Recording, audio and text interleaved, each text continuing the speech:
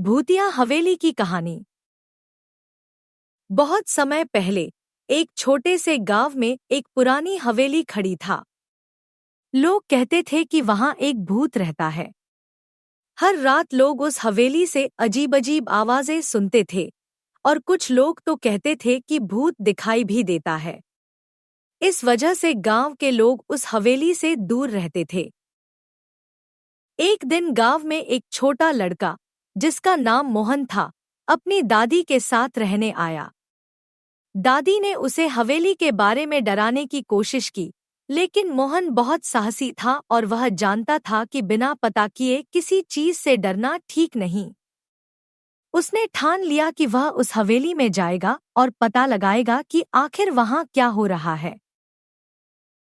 मोहन एक दिन हवेली की ओर चल पड़ा। जैसे ही वह हवेली के पास पहुंचा, उसने देखा कि अंधेरे में एक सफेद आकृति धीरे धीरे चल रही थी।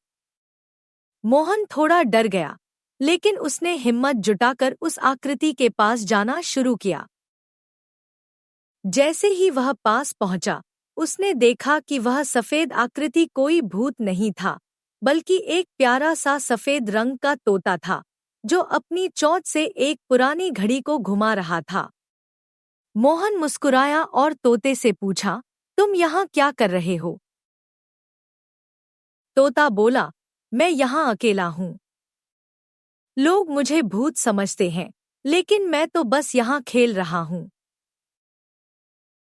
मोहन ने तोते से दोस्ती की और वह वापस गांव लौट आया।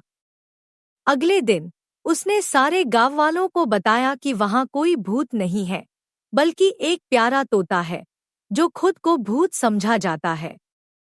सब लोग हंसी में पड़ गए और उन्होंने हवेली के बारे में डरना बंद कर दिया।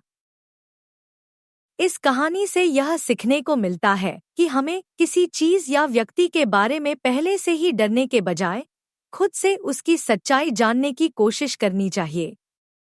कभी-कभी हमारी कल्पनाएं हमें डराती हैं, जबकि असलियत कुछ और होती है।